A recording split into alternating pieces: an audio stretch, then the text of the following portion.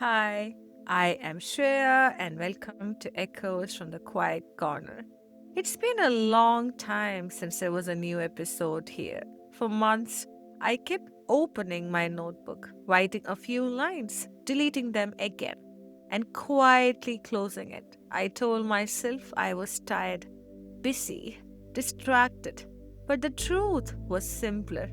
I just did not know how to return to this quiet corner after losing one of the people who built it with me. A few months ago, my grandfather passed away. I used to call him Professor Tom, and I think somewhere deep inside me, this podcast became silent because he did too. When people listen to podcasts, they usually only hear one voice. But the truth is, this podcast was never created by one person. Every episode of Echoes from the Quiet Corner had another invisible presence behind it. A man sitting in India, listening carefully with the seriousness of a literature professor and the affection of a grandfather. Sometimes multiple times. Not because the production quality was extraordinary or because the arguments were groundbreaking, it's just because I was speaking. And to him, that mattered the most. My grandfather was an English literature professor. Words were his natural habitat. Truly, it felt like there was no word he didn't know, no pronunciation he couldn't correct, no poem he couldn't remember from somewhere deep inside his mind. Growing up, he trained me for extemporary competitions, poetry recitals, and declamations. I still remember him making me practice Mark Antony's speech from Shakespeare's Julius Caesar again and again. Friends, Romans, countrymen, again and again and again. Not because he wanted perfection, but because he believed words deserved care.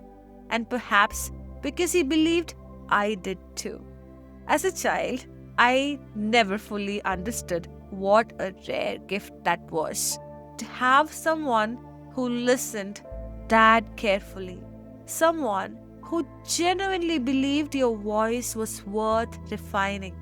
Today, in a world overflowing with noise, I think attentive listening may actually be one of the purest forms of love. And my grandfather loved me that way. When I moved to Canada from India, he asked me something that broke my heart even then. Who will I call every day now, my dear Inguchi? He used to call me Inguchi. I promised him I would still call him daily on WhatsApp. He didn't even know what WhatsApp was.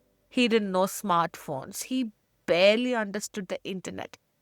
But somehow, this man who had spent most of his life surrounded by books and handwritten notes learned WhatsApp, learned the internet, just because he did not want distance to interrupt his love for me. And that was him, quietly adapting for the people he loved. When I started this podcast, he became its most devoted listener. He would listen to every episode multiple times.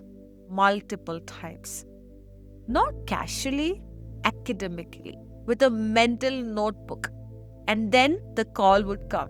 My dear Inguchi, very nice episode. I think I'm the first one who liked the video. But there was always a but. A pronunciation here, a missed emphasis there.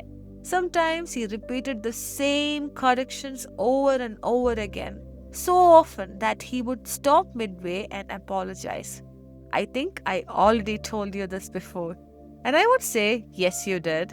But secretly, I loved every second of it. Because there is something profoundly beautiful about being witnessed so carefully by another human being. To know someone is paying attention, really paying attention, not scrolling while listening, not half present, but fully there, in your words, in your pauses, in your growth. Lately, I've been thinking a lot about something Dostoevsky once wrote. I see the sun, and even if I do not see the sun, I know that it is. And to know that the sun is, that is already living. And grief feels a little like that because after someone dies, you stop seeing them physically, but their presence remains everywhere in the way you pronounce certain words, in the books you underline, in the stories you tell, in the tiny habits you didn't even realize were inherited. My grandfather is gone, and yet somehow he still interrupts my sentences. He still corrects my pronunciation in my head. He still exists every time I pause to search for the exact word. And maybe that's what love really does. Maybe love refuses disappearance. There is another line I recently came across that has stayed with me deeply. It said, "It's the end of the world and I'm trying to take you home." When I first read it, I thought it was about death. But now I think it's actually about love. Because isn't that what the people who love us spend their whole lives doing? Trying to take us home to ourselves. My grandfather did that for me through language. He taught me that words matter, that ideas matter, that curiosity matters, that speaking carefully is a form of respect. He raised not just my voice, but my confidence in using it. There is something else I haven't been able to stop thinking about. All these years, he used to jokingly complain, "You write so much about your grandmother, but never about me." And I would tease him back. I would say, "I'll write about you when you turn 100. Don't be so impatient." But sometimes, beneath the smile, I sense something quieter. Just a small human desire we all carry to know we mattered to someone we loved, to know we'll be remembered. The night before he passed away, we spoke for more than 30 minutes. At the end of every call, I always used to say, "I love you," and he would shyly reply, "Thank you." I always used to tease him endlessly for not saying, "I love you" back. But that night was different.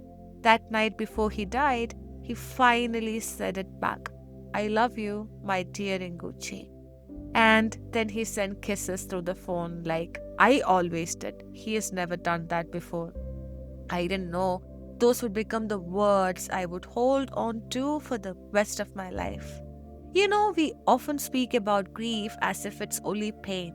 But I think grief is also evidence. Beautiful evidence that something beautiful existed. Because what is grief if not love with nowhere physical to go? And if I'm grieving deeply, it's because I was loved deeply. What an extraordinary privilege that is. To have had someone in your life who listened to your podcast episodes multiple times, repeatedly, just to help you improve your pronunciation and your presentation skills.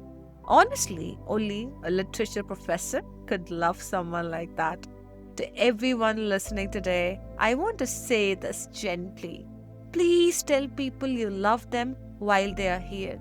Please call your grandparents and your loved ones.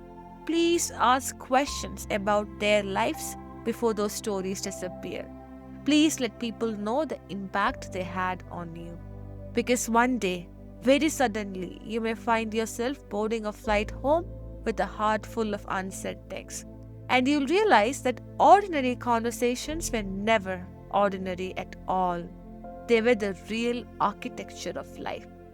I think that's why I am finally returning to this podcast, because silence would have been the wrong ending for someone who dedicated his life to words. And perhaps continuing this podcast is my way of keeping one small promise to him: to keep reading, to keep thinking, to keep speaking carefully, to keep noticing beauty, to keep loving language enough to respect it. And maybe somewhere beyond what we understand, Professor Tom is still listening, still correcting my pronunciation, still saying, "My dear Inguchi, it was good, but one small thing." And honestly, I think I would give anything to hear that one small thing again. Thank you, Professor Tom, for the books, for the discipline, for the patience, for the belief, for listening, for raising my voice. I love you. And this episode exists because of you. This has been Echoes from the Quiet Corner, and tonight, the Quiet Corner remembered someone who taught it how to speak. Until next time, bye.